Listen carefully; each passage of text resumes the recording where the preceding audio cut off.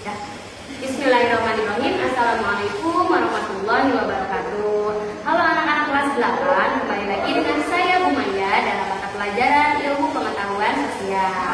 Mudah-mudahan kalian di rumah baik-baik aja, tetap semangat dan jaga kesehatan. Oke, materi kali ini Bu Maya itu akan membahas tentang subbab yang kedua ya. Subbab tema yang kedua. Kalau kemarin kan subbab yang pertama itu tentang mobilitas sosial. Nah sekarang judulnya diganti yaitu pluralitas sosial. Oke. Nah sebelum masuk ke materi, tolong siapkan dulu buku paketnya, ya.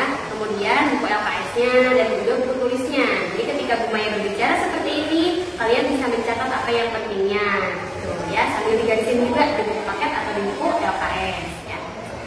Oke, kita langsung saja masuk ke materi pluralitas sosial. Yang pertama yang akan Ibu bahas itu yaitu pengertian pluralitasnya dulu, ya. Kalian juga pasti bingung apa sih pluralitas itu, gitu kan, terdengarnya asing. Nah, pluralitas adalah keberagaman yang terdapat dalam suatu bangsa yang dimana tujuannya itu untuk menimbulkan persatuan dan kesatuan. Nah, memang keberagaman apa sih Bu yang ada dalam sebuah bangsa itu, gitu kan? Nah, yang pertama, ada keberagaman agama. Yang kedua, ada keberagaman budaya. Sudah jelas banget, budaya itu, apalagi di Indonesia ya, Indonesia menjadi negara unggul yang budayanya. Baik dari Aceh sampai Papua itu, kita memiliki banyak budaya, ya kan? Unggul dalam budaya. Dan yang ketiga, ada juga keberagaman ras. Ras itu keturunan. Kemudian ada keberagaman suku bangsa. Dan yang terakhir ada keberagaman pekerjaan. Tapi untuk di minggu ini, di pertemuan kali ini, Bu Maya hanya akan menjelaskan keberagaman agama sama keberagaman agama dan keberagaman budaya, ya. Jadi hanya dua. Selebihnya nanti dijelaskan minggu depan sama Bu Yani.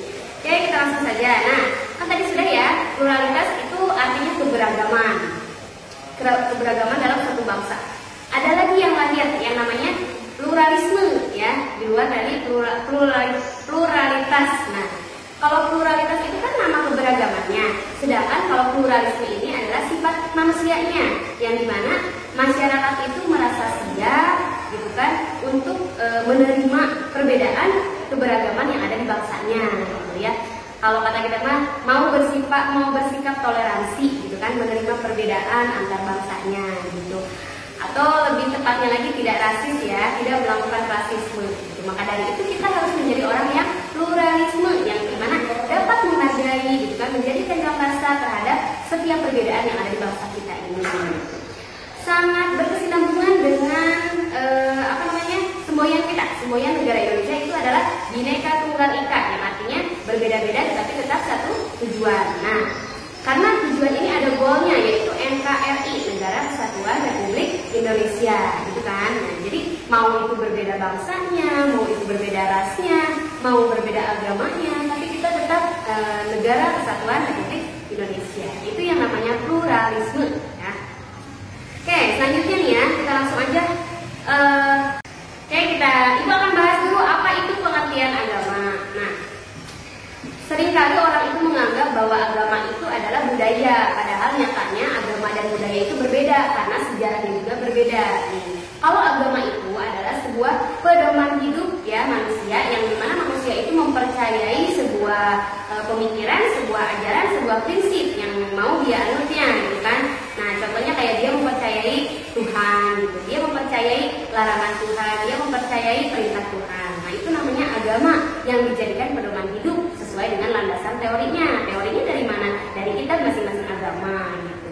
Agama Hindu, di kitab Weda landasan teorinya. Agama Islam, di kitab apa? Al-Quran, sudah jelas. Jadi ada dasar-dasarnya ketika kita memeluk agama tersebut, gitu. Sedangkan kalau budaya itu tata cara kebiasaan hidup manusia, yang dimana yang menciptakan manusia lagi, gitu kan, dan akhirnya menjadi tradisi di wilayah tersebut. Itu namanya budaya, gitu kan, beda ya antara agama dan budaya. Oke, kita bahas apa aja sih yang dapat membedakan agama, ya. Agama di Indonesia ada 6 agama, ya. Ada agama Islam, agama Hindu, agama Buddha, agama Kristen Katolik, agama Kristen Protestan, dan agama Konghucu. Itu adalah 6 agama yang resmi di Indonesia. Nah, kita lihat perbedaannya dari sistem kepercayaannya, ya. Yang pertama, sistem kepercayaannya ini seperti ini. Kita ketika memeluk agama itu kebugaran jiwa gitu kan. Ketika kita melakukan beribadah, oh iya, tergerak hatinya memang untuk melakukan ibadah. Karena kita percaya kita memiliki agama gitu kan, yang dimana kita menganut sistem itu sampai untuk menjalani hidupnya gitu sampai mati gitu kan. Nah, itu kepercayaan dari kepercayaan agama gitu kan. Dan agama ini adalah hak asasi manusia, yang dimana manusia itu berhak memilih agamanya masing-masing. Karena Indonesia ini kan negara yang beragama ya. Nah, lanjut yang kedua, yang membedakan agama itu ada namanya simbol agama. Simbol agama itu berarti lambang dari agamanya, gitu kan? Bukan hanya logonya aja, tapi kayak misalnya tempat ibadahnya gitu kan berbeda. Saya orang Islam, saya mau sholat di masjid, ibadahnya di masjid. Orang Kristen beribadahnya di gereja. Konghucu di kelenteng, gitu kan? Buddha di vihara dan lain-lain, gitu ya. Jadi itu merupakan simbol yang dimana menandakan identitas agama tersebut. Ada juga yang ketiga yang membedakan agama itu adalah praktik agamanya. Praktik agama itu tata cara kelakuannya, gitu kan? Atau tata cara ibadahnya, gitu kan? Orang Islam dengan orang Kristen berbeda cara beribadahnya, gitu kan? Orang Buddha dan Hindu juga berbeda, gitu ya. Itu praktik agama. Yang selanjutnya ada waktu praktiknya. Waktu praktiknya juga berbeda. Nah, kalau Anda mengaku Islam, berarti harus melakukan sholat dalam satu hari itu 5 waktu. Nah, itu kan waktu praktik keagamaan Islam, gitu kan? Nah, jika orang Kristen berarti melakukan ibadah di hari Minggu di pagi hari, gitu kan? Nah, dan Hindu dan Buddha itu ibadahnya pagi dan sore hari, gitu kan? Nah, itu namanya waktu praktek yang dimana berbeda-beda setiap agama waktunya, gitu ya. Dan juga hari rayanya, hari raya setiap agama kan beda-beda ya. Nah, ada hari raya Nyepi, gitu kan? Ada hari raya Waisak kalau di Buddha, gitu kan? Kalau di Islam ada hari raya Idul Fitri, Idul Adha, dan lain-lain. Nah, lanjut yang terakhir adalah kitab suci. Nah, kitab suci ini yang dimana yang tadi Bu Maya bilang menjadi landasan teori kenapa agama itu lahir, gitu kan? Jadi dilihat dari kitabnya sendiri. Hindu lahir karena ada kitab Weda yang dimana menceritakan kenapa Hindu itu, kenapa orang-orang harus beribadah sesuai agama kitab Weda, gitu kan? Islam juga sama. Islam melakukan sholat 5 waktu, puasa di Ramadan itu karena memang dituliskan di dalam kitabnya di Al-Quran, gitu ya. Oke, kita lanjut lagi.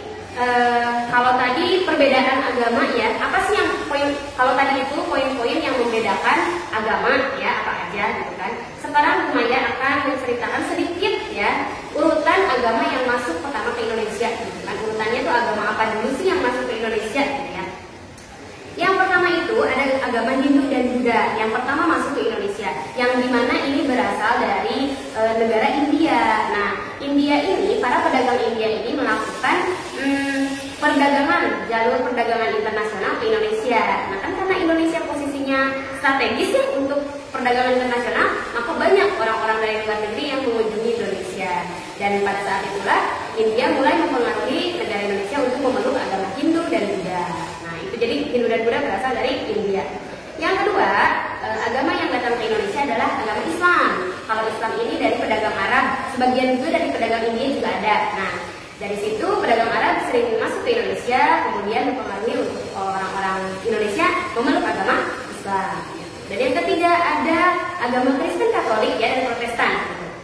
Kalau agama Kristen ini datangnya pada saat terjadi penjajahan, yang pada saat itu bangsa Barat datang ke Indonesia. Ada Portugis, ada Inggris, ada Belanda, dan ada Spanyol. Nah, 4 negara ini datang ke Indonesia, dan yang berhasil menjajah Indonesia itu adalah Belanda. Dan dari situlah mulai dipengaruhi untuk untuk memeluk agama Kristen. Itu sejarahnya Kristen. Kemudian kalau Konghucu itu dari pedagang Cina ya, terutama Tionghoanya ya, dari Tionghoa yang dimana membawa agama Konghucu dan mempengaruhi orang Indonesia untuk memeluk agama Konghucu. Dan perlu kalian ketahui, Indonesia saat ini mayoritas agamanya itu memeluk agama Islam 88%. Oke, sekarang masuk ke perbedaan budaya. Nah, budaya ini terbagi dua ya, mencakup 2 bagian. Yang pertama ada budaya tentang bahasa, yang kedua ada kesenian. Kalau misalnya bahasa ini berarti kan tergantung dari suatu daerahnya ya, Di Indonesia sudah dicetuskan memiliki 250 bahasa daerah yang ada di Indonesia. Bahasa daerah ini disebut sebagai bahasa ibu, yang dimana memang